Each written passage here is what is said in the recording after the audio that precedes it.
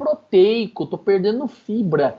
Mas a maioria perdendo fibra ou diminuindo o tamanho da fibra. Mas a maioria dos mionúcleos permanece. Então, quem gera memória muscular é mionúcleo. Quem gera memória muscular é célula satélite. Tá? Então, quanto mais células satélites você tiver, mais rápido você vai recobrar e retomar o tamanho da tua musculatura. Professor, como é que eu aumento o número de células satélites? Treinando. Não tem outra maneira. Treinando. Bom, então aqui eu tenho secções transversas das fibras musculares e aqui a diferenciação entre os tipos de fibras que nós já vimos até agora. Nós temos dois tipos de fibras musculares normais. As fibras que são basicamente tipo 1 e tipo 2.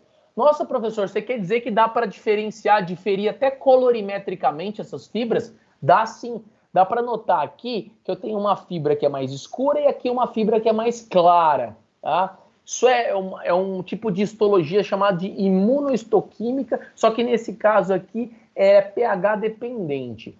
São fibras coradas por uma técnica de ATPase miosínica, né? Que é uma enzima que quebra o ATP da miosina, em pH alcalino, em pH básico. Entendam que é em pH básico para não confundir depois com coloração em pH ácido, hein? Então é um pH alcalino. As fibras escuras são do tipo 2 e as fibras claras são do tipo 1, tá? E o que eu quero dizer com isso? Fibra do tipo 1 é fibra muscular o quê? Vamos ver se vocês lembram. Metabolicamente, fibra muscular do tipo 1 é fibra lenta, fibra oxidativa, fibra que usa oxigênio para o trabalho, fibra que tem baixa fatigabilidade, fadiga pouco, mas apesar de fadigar pouco, não tem explosão. É uma fibra de resistência, fibra do tipo 1, fibra encontrada em 65% do diafragma, que precisa de resistência para trabalhar, fibra que usa oxigênio, tá? Fibra do tipo 1. Fibra do tipo 2 já é a fibra glicolítica, é a fibra que usa glicose para contração, é uma fibra de explosão, é a fibra que tem na musculatura do Usain Bolt, por exemplo, é a fibra que tem nas musculaturas de membro superior, por exemplo, fibra de explosão, fibra glicolítica. Só que apesar de ser explosão, gerar muita força, ela tem pouca resistência, porque ela tem alta fatigabilidade, porque usa glicose. A glicose acaba rápido, a fibra fadiga rápido. Então dá para ver que o músculo não tem só um tipo de fibra. Em um músculo como esse aqui, a gente tem, no caso dessa fotomicrografia, 2 tipos de fibras.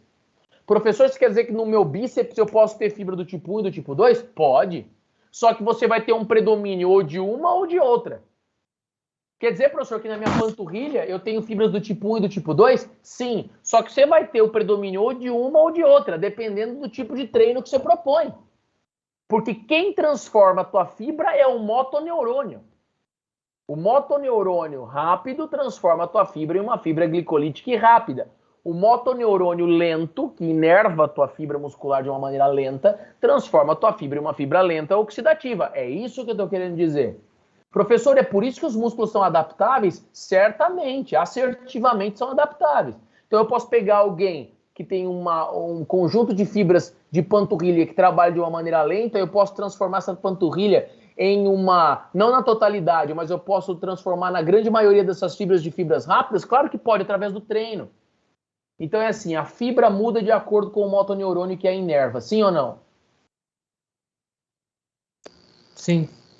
Por que é importante? Você vai trabalhar, por exemplo, em uma atividade esportiva. Dá para você pedir uma biópsia muscular como essa? Dá para você pedir uma biópsia muscular como essa para acompanhar seu paciente, para acompanhar seu atleta, para saber se naquela área de panturrilha, por exemplo, ou se naquela área de peitoral maior, ou de deltoide, ou de bíceps, se você está conseguindo aumentar a quantidade de fibras lentas ou rápidas, assim como é o teu objetivo. Ah, professor, mas faz isso, faz biópsia muscular? Claro que faz biópsia muscular. Dentro de um departamento de fisiologia do exercício, você faz biópsia muscular, você faz dosagem de lactato desdrogenase, faz desdrogenase láctea, como vocês queiram chamar, você faz dosagem de creatina quinase, de ATP miosínico, você faz dosagem de um monte de coisa, você faz a bioquímica completa do seu atleta. Se Deus permitir a gente voltar para a prática, eu vou querer fazer dosagem de lactato em vocês. A gente vai para uma atividade física lá fora da faculdade e depois volta para fazer dosagem de lactato. Vai furar o dedinho lá e vai fazer a dosagem de lactato, para ver como é que vocês estão de dosagem de lactato, para ver como é que vocês estão de pH no sangue, para ver como é que vocês estão de fadiga, de critério de fatigabilidade. Olha que importante saber se a tua atividade física está conseguindo modular a sua característica de fadiga. Entende? Então, os atletas de alto rendimento, todos eles fazem isso. Fazem a avaliação de força, que nem nós vimos na aula passada com o dinamômetro isocinético, para saber se a força é constante ao longo do arco de movimento. Usam eletromiografia para saber se a despolarização elétrica muscular ela é efetiva. Usam dosagem de lactato. Fazem biópsia como essas que nós estamos vendo hoje aí. Biópsia para saber se está conseguindo modular e criar uma atmosfera favorável para a criação de fibra do tipo 1 ou do tipo 2, de acordo com o objetivo que você quer para o seu atleta e que ele também quer para a modalidade. Tá? Então é importante vocês saberem que dentro da fisiologia do exercício nós temos recursos inúmeros para o atleta crescer. Muito recurso para o atleta crescer e se desenvolver. Tá? Inclusive tipagem de fibra, como é esse caso. Agora, aqui é uma foto que talvez possa gerar confusão, mas você precisa saber o pH. Ó, quando o pH é básico, é alcalino, a fibra do tipo 2 fica escura e do tipo 1 fica clara. Quando a reação química para essa fotomicrografia no microscópio poder ser analisada for feita num pH ácido de 4,6, ou seja, abaixo de 7, que é neutro, aí fica ao contrário. As fibras do tipo 1 ficam escuras e as do tipo 2 vão ficar claras. Tá? O porquê disso? Porque depende dos núcleos que você vai estar corando. Tá? Depende dos núcleos que você vai estar corando. Quando eu uso as regiões nucleadas celulares, elas são regiões nucleadas e são ácidas, e eu vou corar com pH alcalino. Isso significa que eu vou estar corando mitocôndria, tá? Então, quer dizer, eu vou estar corando mitocôndria aqui e vou estar corando a mitocôndria aqui. Então, você precisa sempre avaliar o pH. pH alcalino, eu tenho fibra do tipo 2 escura, do tipo 1 clara, pH ácido, fibra do tipo 1 escura, do tipo 2 clara. Olha aqui que coisa mais linda. Um músculo esquelético normal, né, corado por acetilcolinesterase, né, é uma técnica de coloração, é uma inervação motora. Vamos ver aqui se vocês conseguem ter a percepção que eu tenho. Eu vou jogar no Paint para que vocês tenham a mesma percepção dessa coloração do que é fibra e do que não é fibra.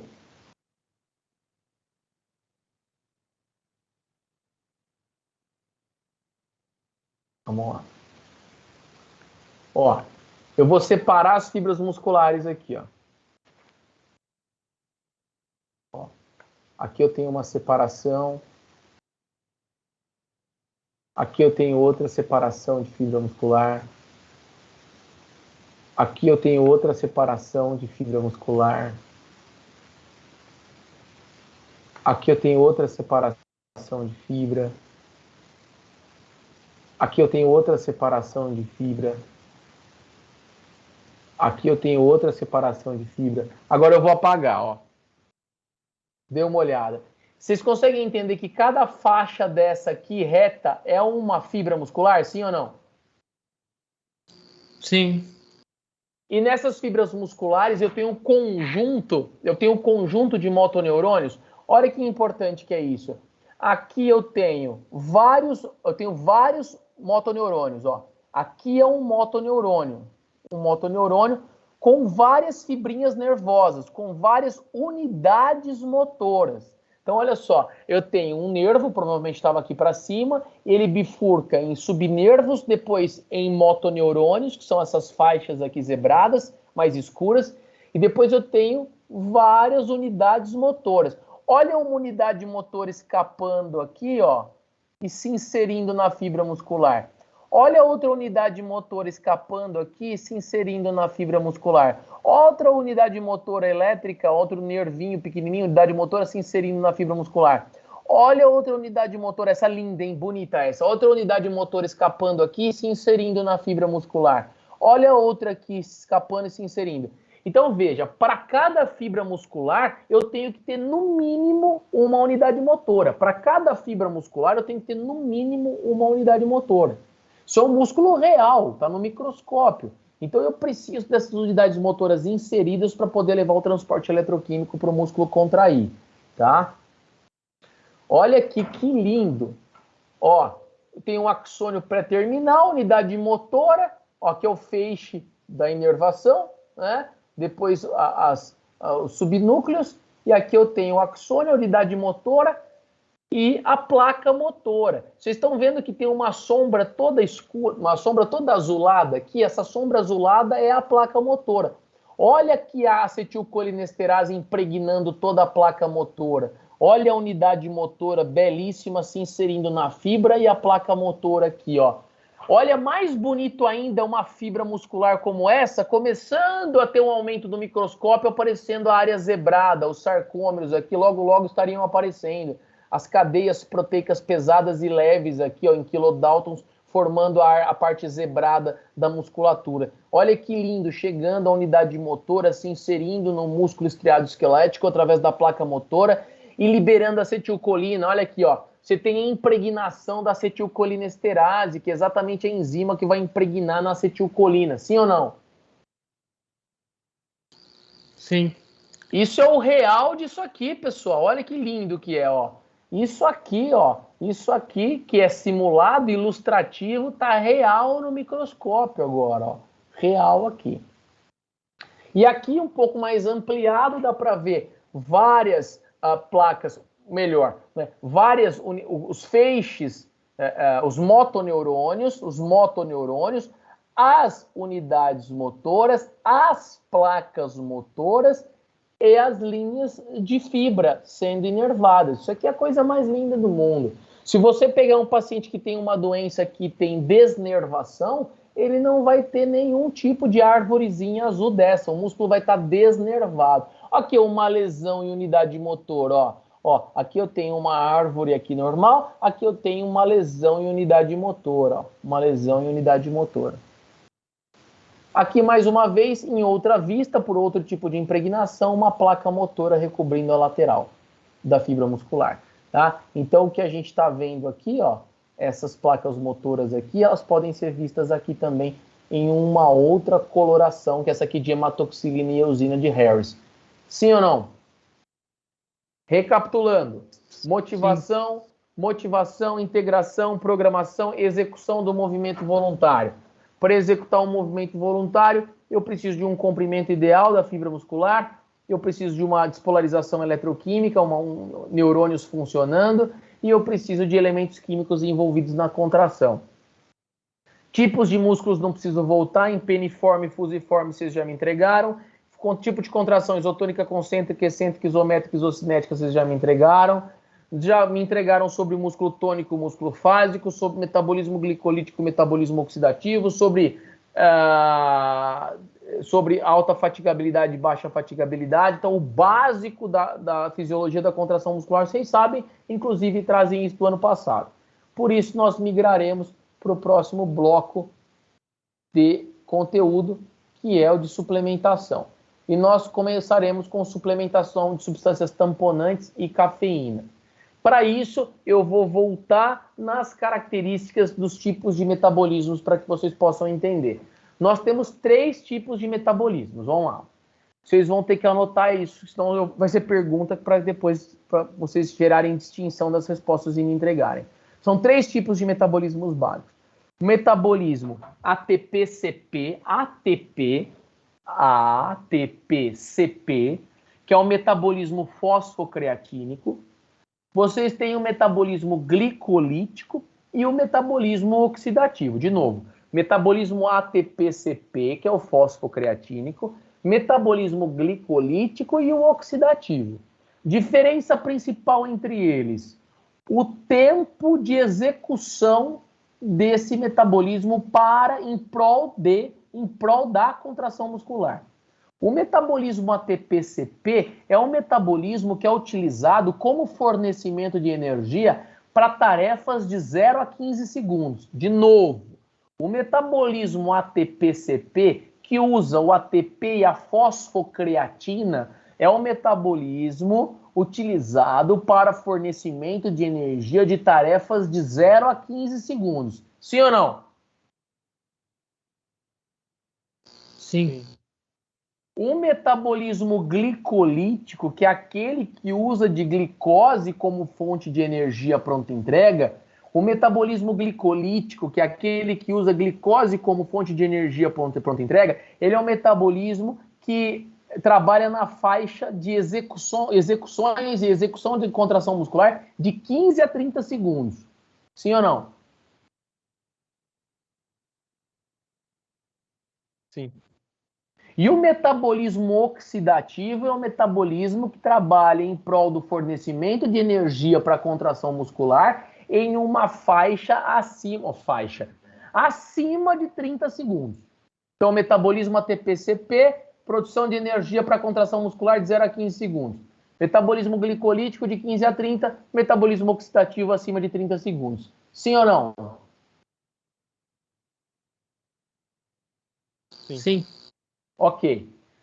Dentre esses metabolismos, o metabolismo que a gente vai ver agora é o metabolismo, nesse momento, é o metabolismo glicolítico. É o metabolismo que usa glicose para contração muscular. E usa uma faixa ótima para a contração de 15 a 30 segundos. Por isso que nós começaremos com suplementação de tamponantes. Por quê? Porque de 15 a 30 segundos, nós utilizamos glicose. E quando se usa o metabolismo glicolítico, o maior catabólito produzido quando se usa glicose são os íons H+, são os íons de hidrogênio, tá? Então, por isso nós vamos trabalhar com isso. Tá? Então, quando se quebra a glicose para contração muscular, se produz hidrogênio, e o hidrogênio se acumula no músculo e vamos ver o prejuízo disso, tá? Primeiro é entender o pH. pH, vocês sabem, você tem uma reta do pH, 7 é neutro, acima de 7 é alcalino, acima de 7 é ácido. Então, o que eu preciso saber? A solução capaz de atenuar mudanças rápidas do pH. Essas soluções são chamadas de solução tampão, então entra a bioquímica básica. Aqui eu tenho a quantidade de ácido adicionado e aqui eu tenho o pH. Quanto mais eu adiciono ácido numa substância, mais o meu pH cai. Sim ou não? Sim. Sim. Tá? Então, o que é a quantidade de ácido? A quantidade de ácido é a quantidade de íons H+ que eu tenho numa solução. Significa que quanto mais íons H+ eu tenho numa solução, mais o meu pH vai baixando, se tornando ácido. Muito bem, essa é a ideia básica, inicial.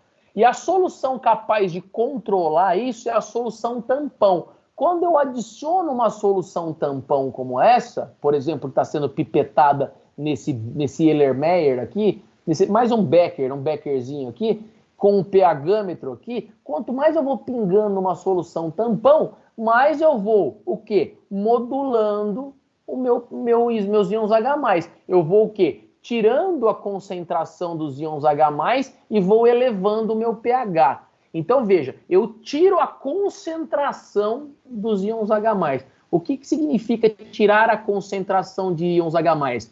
Dissociá-los. Eu estou gerando uma dissociação dos íons H+. Quem faz isso no nosso corpo é uma enzima chamada de anidrase carbônica. Anotem. Quem faz isso no nosso corpo é uma enzima chamada de anidrase carbônica.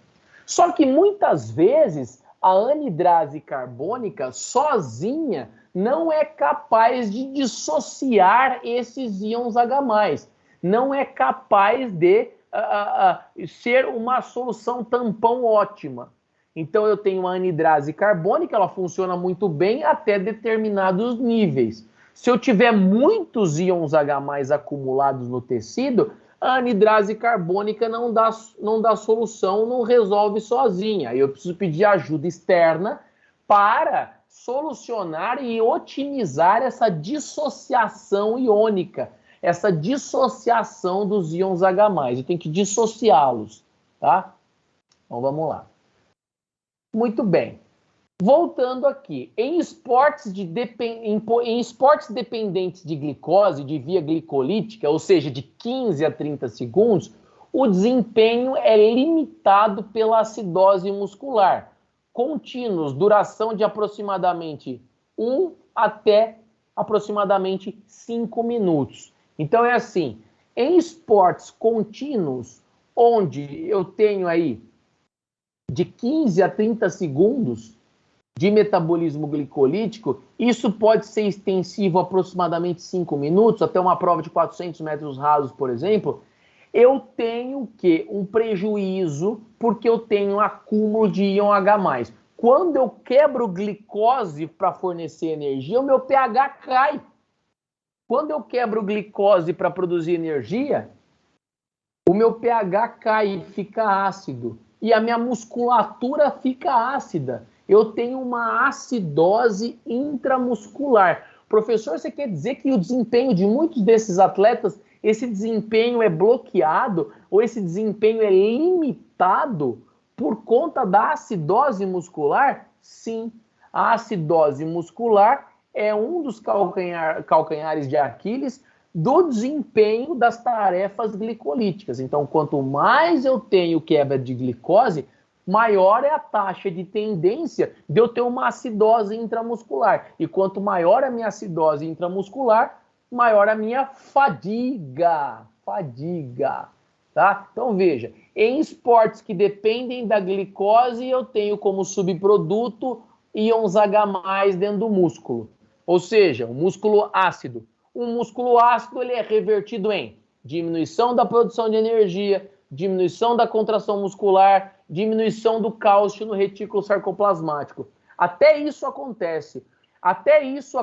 Eu atrapalho a saída do cálcio do retículo sarcoplasmático e atrapalho o retorno do cálcio para o retículo sarcoplasmático. O meu músculo fica muito cansado por conta do acúmulo dos íons H+. Sim ou não? Sim. Ok. Então vamos dar uma olhada. Olha só, pH dentro do músculo, tempo de exercício. Veja, então o meu pH vai caindo à medida que o tempo de exercício vai aumentando. A minha acidose vai acontecendo à medida em que o exercício vai se prolongando. Até que ocorra uma faixa em que o meu pH muscular fique em torno aí de 6,5. Quando eu tenho um pH de 6,5 dentro do músculo, significa que o meu músculo não está produzindo uma contração efetiva. Ele já está fadigando, porque já não está usando todo o cálcio que deveria, porque já está bloqueando a ação de neurotransmissores como a acetilcolina. Então veja como a acidose muscular atrapalha o desempenho. Só que a acidose muscular atrapalha mais o desempenho de quem? De quem usa glicose. Desempenho de quem? De quem usa a faixa de 15 a 30 segundos de duração do exercício. Estratégias para aumentar a capacidade. Eu posso usar tampões. Então eu posso usar uma solução tampão, professor, para diminuir a acidose, para aumentar a dissolução dos íons H+? Pode. Pode fazer que o seu atleta possa ingerir bicarbonato, citrato e ingestão de lactato. Dos três, comprovadamente, cientificamente, tendo como base a melhor prescrição para melhorar o desempenho de um atleta que tem uso de via glicolítica, que usa glicose e tem como subproduto íons H+ e um músculo ácido, e por isso que ele fadiga rápido, a melhor opção dentre estas é o bicarbonato. Então, o bicarbonato é a principal e melhor opção como solução tamponante para redução de pH e melhora do desempenho. Sim ou não? Sim. Vamos dar uma olhada. Eficácia ergogênica das estratégias que aumentam a capacidade tamponante. Bicarbonato comprovadamente tem efeito ergogênico, o citrato está no meio do caminho e o lactato é incerto ainda. Vamos dar uma olhada no bicarbonato. exercícios intermitentes. Vamos dar um exemplo. Aqui é o pico de força em quilogramas força pelo número de repetições, pelo número de sprints. Estudo de Goldman, estudo bem importante de 2004, mostrando indivíduos que foram contemplados com bicarbonato de sódio, veja, indivíduos que de maneira contínua e indivíduos que foram de maneira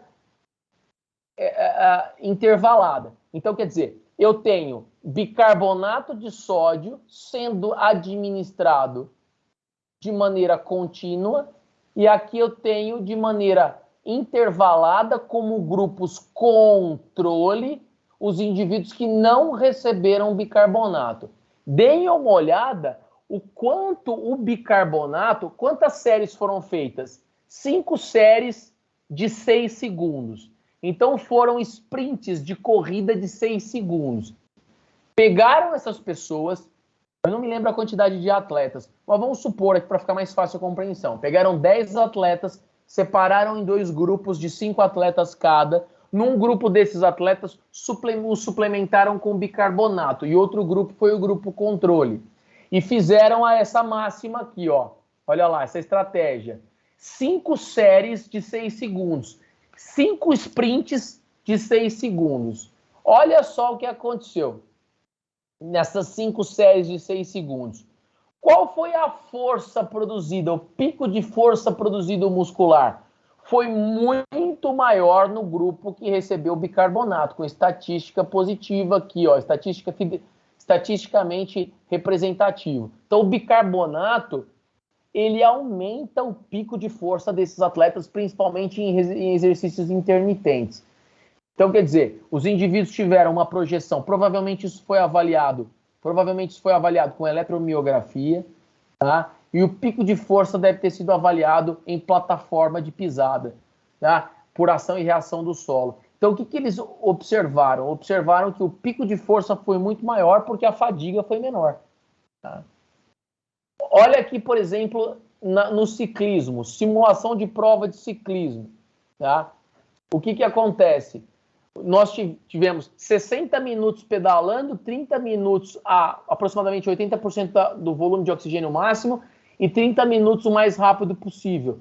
Teve diferença entre o bicarbonato e o placebo? Não teve. Por que o bicarbonato não foi bom, então, professor, aqui? Claro, porque o metabolismo foi outro. O metabolismo foi um metabolismo oxidativo. Quantos minutos ele ficou pedalando? 60 minutos. Então, ele já migrou de um metabolismo que era glicolítico para um metabolismo que dependia de oxigênio. Então, ele já não tinha mais acúmulo de íons H+. A musculatura dele não estava mais ácida, porque não, ou até mesmo poderia estar, mas o metabolismo dele não dependia de glicose. Então, estava dependendo de oxigênio. O músculo dele estava fadigando pouco, porque o metabolismo dele já tinha passado do limiar de anaerobiose. Então, pessoal, a suplementação de bicarbonato é única e exclusiva para desportos, para atividades desportivas que utilizem do metabolismo glicolítico, sim ou não? Porque a gente está vendo aí o metabolismo de um atleta no ciclismo que perdura acima de 60 minutos, acima de 1 hora, e não há benefício da suplementação de um tamponante, sim ou não? Sim. O benefício da suplementação de um tamponante para arrefecer e diminuir a acidose do muscular são para exercícios de 15 a 30 segundos ou que utilize o metabolismo glicolítico a uma faixa de aproximadamente 1 minuto, que nem a gente falou. Olha aqui, exercícios contínuos de duração no ciclo ergômetro, pedalando ali na bicicleta ergométrica. De 10 segundos sem efeito, 30 segundos sem efeito, melhora significativa entre 120 segundos e 240 segundos. Ou seja, até 2 minutos, né? 2 minutos e 4 minutos eu tenho um efeito bom. De 2 minutos e 4 minutos eu tenho um efeito bom. O uso do metabolismo glicolítico é de 15 a 30 segundos. Só que acima de 30 segundos ele não é interrompido.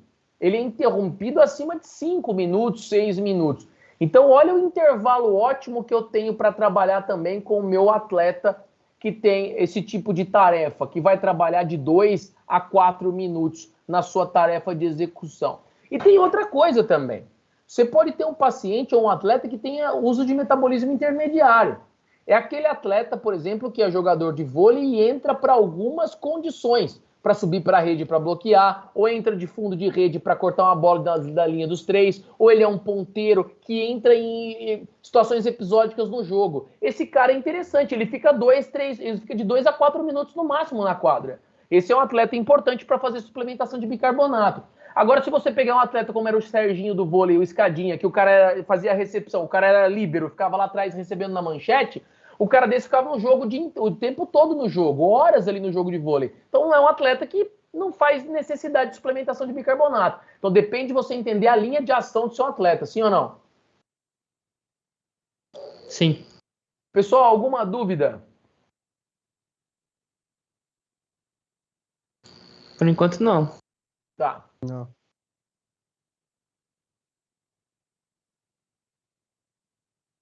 Vamos para cá. Quanto então eu suplemento? Vamos acabar com o mistério agora. O quanto de suplementação? Se foi uma pesquisa que foi produzida, que foi a média e o desvio padrão, né, que é a raiz quadrada da variância. Não sei se vocês tiveram isso em estatística. Tiveram média e desvio padrão? Primeira parte da estatística é moda, o que é modal, bimodal, multimodal, o que é teste P, o teste T de student, teste Q quadrado. Depois vocês vão começar a ver a desvio padrão e variância, né? Que a variância é a raiz quadrada, o desvio padrão é a raiz quadrada da variância. Você tem que não pode calcular só a média, você tem que calcular o desvio padrão, o quanto varia para mais ou menos da média daquilo ali. É o Marcelo Moala aqui da estatística. Vamos só dar uma olhada nisso aqui. Aqui é o total de trabalho em quilojoules por minuto. E aqui é o pico de força. Então na primeira coluna eu tenho vários números que dizem sobre total de trabalho. O tanto de quilojoule que é empregado no total de trabalho. E aqui o pico de força. Vamos notar. Grupo controle, 35,1 de trabalho executado, 1.090 de pico de força. O grupo placebo, que não recebeu bicarbonato, mas recebeu farinha, por exemplo. 35,8 não diferenciou, 1.163 não teve desvio padrão suficiente. Aí suplementou 100 miligramas de bicarbonato por quilograma corporal. Já deu uma subida no total de força produzida. E já, no total de trabalho feito e no total de força produzida. 200 miligramas por quilograma corporal de bicarbonato. Já subiu, hein? 36 para 39. E aqui já subiu o pico de força para 1.178. 300 miligramas. Olha só, já subiu para 41,9 e 1.295. Agora veja, depois 400 miligramas por quilo corporal e 500. Permaneceu na faixa dos 41, bicho.